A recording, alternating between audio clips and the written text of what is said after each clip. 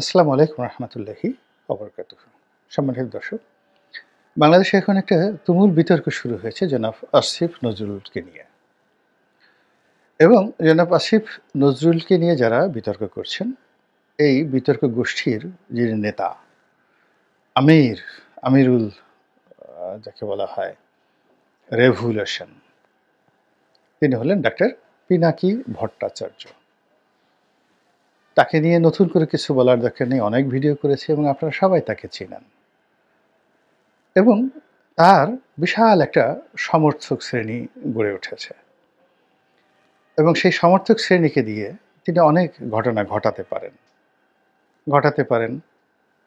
তিনি প্রথম আলো, ডেইলি স্টারে যে ঘটনাগুলো ঘটিয়েছেন, এটি দেখে বোঝা যায় এবং তার অনেক সিদ্ধান্তে, অনেক বক্তব্যে বাংলাদেশে অনেক কিছু হয়।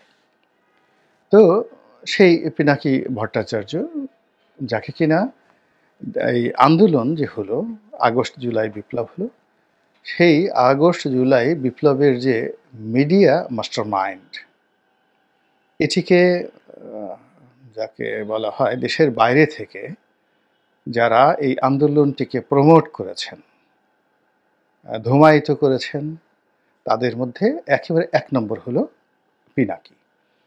তো পিনাকিকে যারা অপছন্দ করে তারাও পিনাকির ভিডিও দেখে। আওয়ামী লীগের লোকজনও পিনাকির ভিডিও দেখে। এর কারণ হলো ওর সব কিছুর মধ্যে একটা নান্দনিকতা থাকে, তথ্য উপস্থাপনা, তারপরে তার সঙ্গে সঙ্গে তার বলার ভঙ্গি, অ্যাটিটিউড, তার লেখাপড়া, ব্যাকগ্রাউন্ড সব মিলিয়ে তিনি এরকম একটা বুটমুড়ি পেঁয়াজুর মতো করে তৈরি করেন।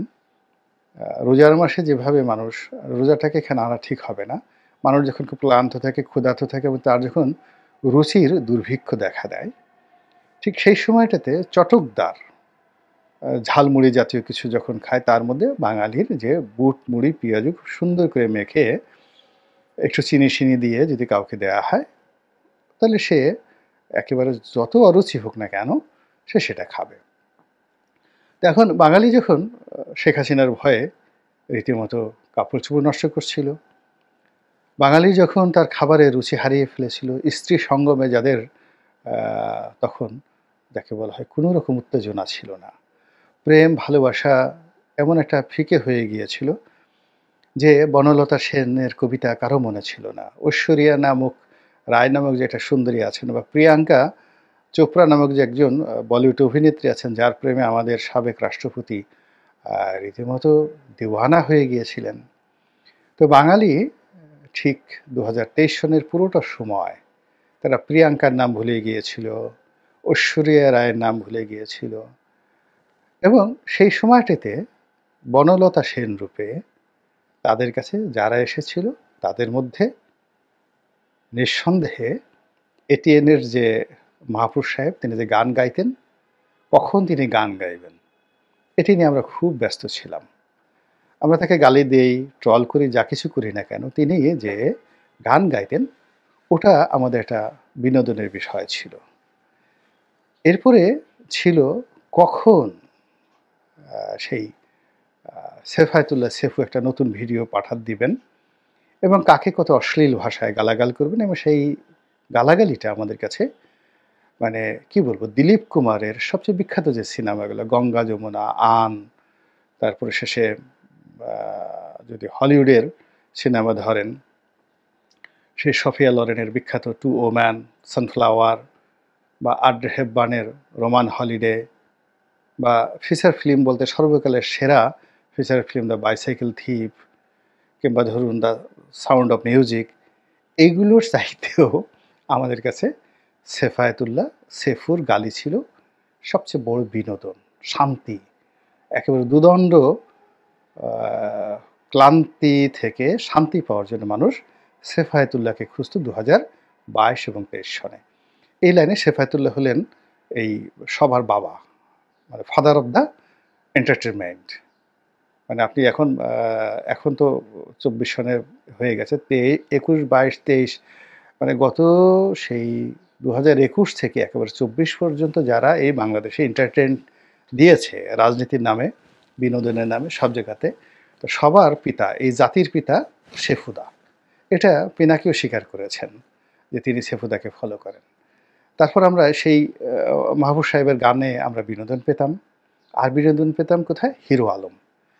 হিরো আলম যা কিছুই করত, আমরা খুবই বিরক্ত হতাম, তারপরে ট্রল করতাম, কিন্তু দিন শেষে আমরা তাকে নিয়ে আলোচনা করতাম এবং প্রথম আলো, ডেইলি স্টার পর্যন্ত হিরো আলমকে প্রমোট করতো, বিকজ তিনি ওই সময়টাতে ছিলেন জাতির কো-ফাউন্ডার। মানে এই যে বিনোদন জগতের যাকে বলা হয় ফাউন্ডিং ফাদার, সেফায়েতুল্লাহ, মাহফুজ সাহেব এবং এই হিরো আলম। তো এই গ্রুপের সঙ্গে সঙ্গে একেবারে ম্যাটিকুলাসলি যিনি আসলেন তিনি হলেন YouTuber Ilias.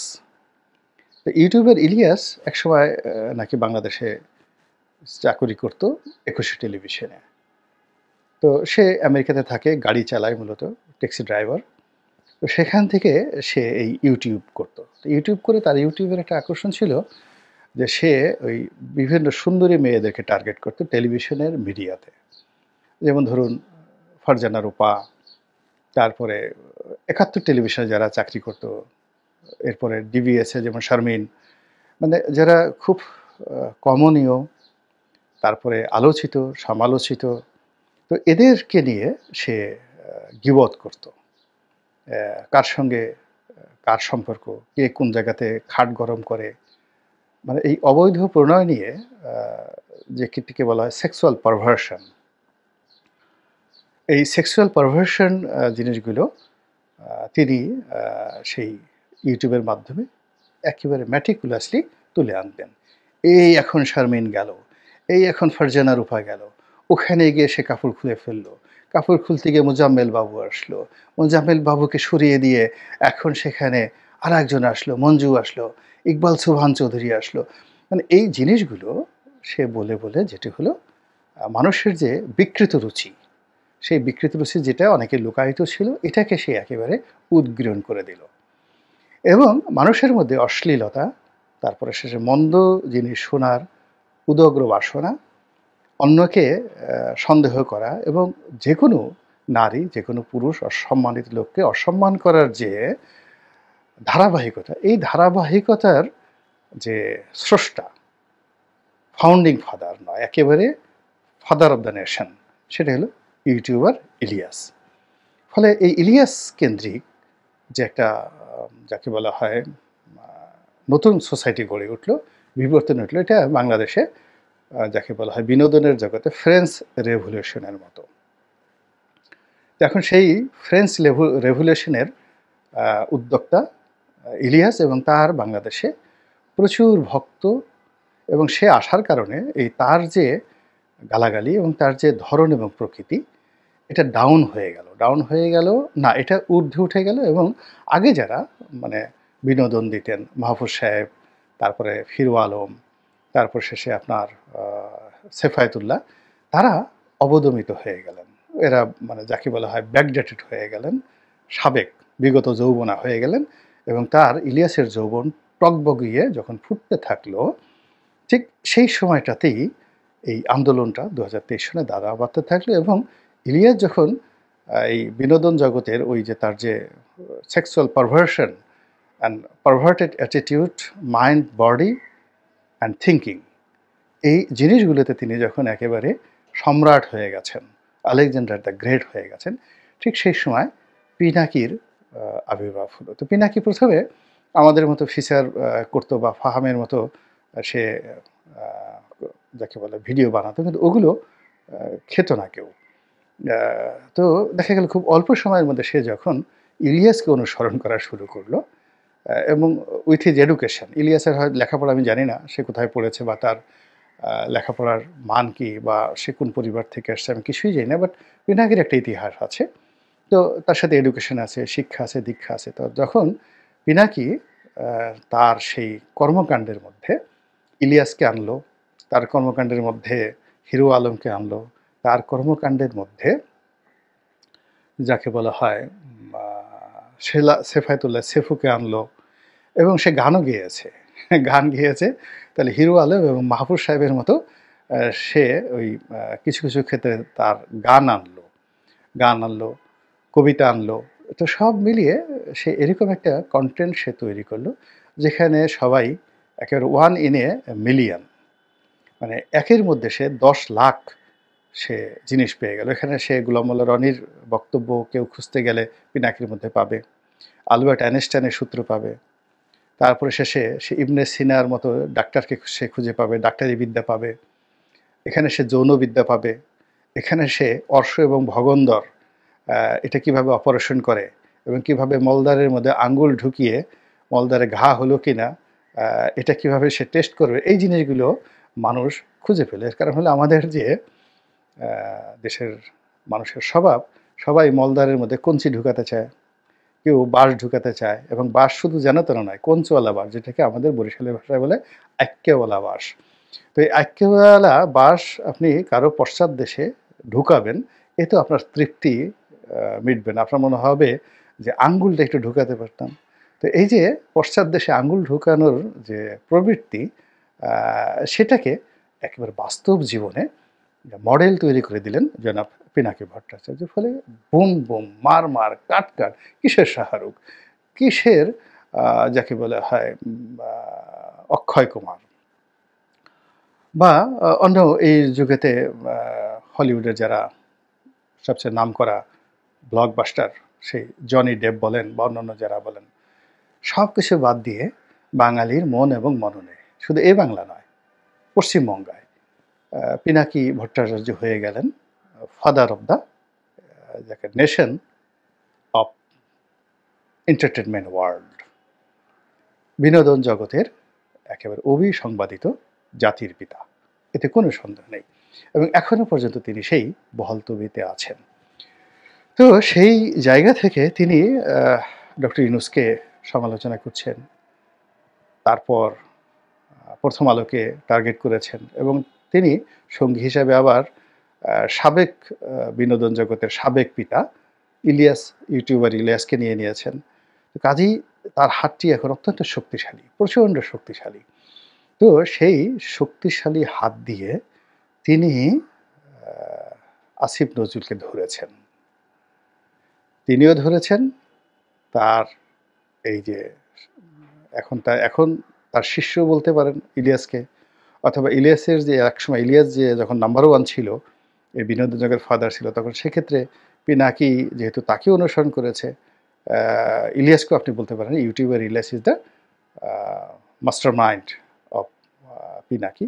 But fact is that তারা এখন একত্রে কাজ করছেন, জয়েন্টলি কাজ করছেন দেশ এবং জাতির কল্যাণের জন্য, এই দেশকে ভারতের শোষণমুক্ত করার জন্য, এই জাতিকে নতুন স্বাধীনতার স্বাদ দেওয়ার জন্য, এই জাতিকে মানে আত্মপরিচয় বলিয়ান হওয়ার জন্য একটা নতুন কিছু তারা করার চেষ্টা করছেন। এবং সেই করার ক্ষেত্রে তাদের মনে হচ্ছে যে এই doctor Asif Nazrul he is the main culprit, তাদের সকল কর্মকাণ্ডের বাধা, প্রধান বাধা, এবং একে যে কোনোভাবে একে অপদস্থ করতে হবে, অপমান করতে হবে, তাড়াতে হবে, এবং একে শাস্তির আওতায় আনতে হবে।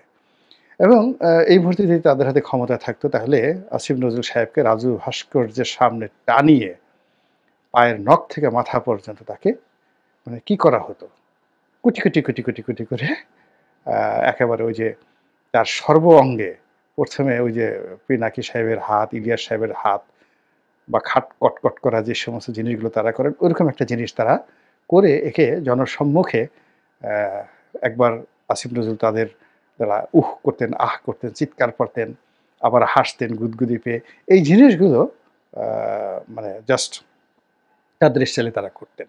তারপরে তাকে বিচার করতেন, এবং তাদের ধারণা অনুযায়ী আসিফ নজরুল সাহেব এই সময়টিতে গত 100 দিনে যে ক্ষতি করেছেন ডক্টর ইউনূসের, দেশের, জাতির, এবং সব মিলিয়ে ভারতের এজেন্ডা বাস্তবায়ন করার জন্য, প্রথম আলোর এজেন্ডা বাস্তবায়ন করার জন্য, বাংলাদেশের সব কিছু শেষ করার জন্য আসিফ নজরুল যা কিছু করছেন, এই লোকের একটা দৃষ্টান্তমূলক শাস্তি হওয়া উচিত।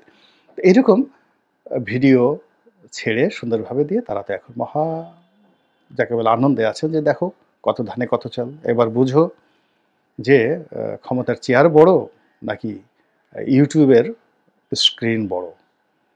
তুমি ওখানে বসে মন্ত্রণালয়ের উপদেষ্টা হয়ে আছো। সেটা বড় না আমি প্যারিসে বসে আমি যে কথাগুলো বলছি বা আমি নিউ ইয়র্কে বসে আমার শিষ্যকে দ্বারা, ভাবর শিষ্যকে দ্বারা যে কথাগুলো বলাচ্ছি সেগুলো শক্তিশালী। এগুলো এখন একটা জায়গাতে এসে পৌঁছে গেছে এবং এরই প্রেক্ষিতে জনাব আসিফ নজরুল যথেষ্ট বিচলিত, কোনো সন্দেহ নাই। এবং আসিফ নজরুলের সঙ্গে অন্যান্য যাদেরকে জড়ানো হয়েছে তারাও বিচলিত। ডক্টর ইউনূস সাহেব বিচলিত কিনা জানি না। তবে সবাই সন্দেহ করছে যে আ এরা সবাই মোটামুটি জামাতের বন্ধু, শিবিরের বন্ধু এবং জামাত শিবিরকে ক্ষমতায় রাখার জন্য, সেভ করার জন্য বা ইসলামাইজেশনের জন্য এরা মনে করছে জামাতই বাংলাদেশের একমাত্র দল যাদের হাতে দেশ জাতি নিরাপদ। এবং এই জামাতের যে কর্মে যত বাধা এই আসিফ নজরুল এবং আসিফ নজরুলের সাথে জামাতের ১ম দিকে যে দহরম-মহরম সম্পর্ক ছিল, এটি যেকোনো কারণে হয়তো বাংলাদেশে আ জামাতের কারণে হয়েছে বা আসিফ নজরুলের কারণে হয়েছে বা ভারতের কারণে হয়েছে বা 'প্রথম আলোর' কারণে হয়েছে অথবা পিনাকি ইলিয়াসদের কারণে হয়েছে। Whatever maybe does not matter এটা হয়ে গেছে। এখন এই যে পরিস্থিতি, সেই পরিস্থিতিতে কি করবেন ডক্টর আসিফ নজরুল? তাকে নিয়ে যে যেভাবে পারছে ট্রল করছে, তাকে সবাই ভয় দেখাচ্ছে এবং সেই ভয়ের কারণে দেখলাম যে সে মাটির সঙ্গে একদম মিশে গেছে এবং সে রিয়েলি ভয় পেয়েছে। ভয় পাওয়ার পরে সে Facebook স্ট্যাটাস দিচ্ছে এবং তারপরে সে পিনাকিকে নিয়ে কথা বলছে, আ ইলিয়াসকে নিয়ে কথা বলছে আ পরোক্ষভাবে। সরাসরি নাম যে নিবে এই সাহসও তার নাই। পিনাকির যে নাম নেবে বা ইলিয়াসের যে নাম নেবে এই সাহস ডক্টর আসিফ নজরুল সাহেবের নেই। ফলে তিনি একবার বলছেন যে, এক ভদ্রলোক আছেন তাকে জাতির পিতা না বানানো পর্যন্ত থাকবে না। তো আসিফ নজরুল যতই ভয় পাক না কেন, পিনাকি তো ভয় পান না। তিনি আবার বিরদর্ভে বলছেন, আমাকে ইন্ডিকেট করে এই সকল কথাবার্তা বলা হচ্ছে। তিনি আবার হুমকি দিয়েছেন এবং সেই হুমকি পেয়ে আ আসিফ নজরুল আবার ভয় পেয়েছেন, আবার ভয় পেয়ে বঙ্গভবনে কি করেছেন, গণভবনে কি করেছেন, ৫ তারিখে, ৪ তারিখে, ৩ তারিখে কি করেছেন সেই প্রমাণগুলো আবার তিনি উপস্থাপন করছেন এবং এই ১ম আমি আসিফ নজরুলের একটা বিষয় দেখলাম যে তিনি বলতে গেলে বন্ধুহীন। মানে এই সময়টিতে তার পক্ষে কেউ দাঁড়াচ্ছে না। তিনি একা এবং কোনো উল্লেখযোগ্য ব্যক্তি তার পক্ষে একটা ও শব্দ করছে না, টু শব্দ করছে না। তাকে সেভ করার জন্য আ তার পক্ষে একটা স্ট্যাটাস দিচ্ছে না। কোনো উল্লেখযোগ্য ব্যক্তি। অনেকেই নিচে, নিচে বলছে যারা হয়তো ইলিয়াসকে পছন্দ করে না, পিনাকিকে পছন্দ করে না, তারা হয়তো বলছে। কিন্তু সত্যিকার অর্থে একটা ভালো জায়গা থেকে উনি তো সমাজের যে এলিট যে সোসাইটি মেইনটেইন করেন, উনার পক্ষে তো মাহফুজা নামের বক্তব্য দেওয়া উচিত। উনার পক্ষে 'প্রথম আলোর' বক্তব্য দেওয়া উচিত। এমনকি উনাকে ডিফেন্ড করার জন্য যদি প্রধান উপদেষ্টা বলে যে, "whatever may be, that should not be." এই সমস্ত জিনিস হওয়া উচিত নয়। আমরা আসিফ নজরুল সাহেবের কাজকর্ম সম্পর্কে জানি, ওয়াকিবহাল। এই জিনিসগুলো হচ্ছে না। ফলে তিনি মূলত আসলে বন্ধুহীন হয়ে পড়েছেন। অথবা তার আদৌ কোনো কালে কোনো বন্ধু ছিল কিনা এটি এখন প্রমাণ করার সময় এসেছে। তো কাজেই নাটক চলছে, ড্রামা চলছে, বিনোদন চলছে।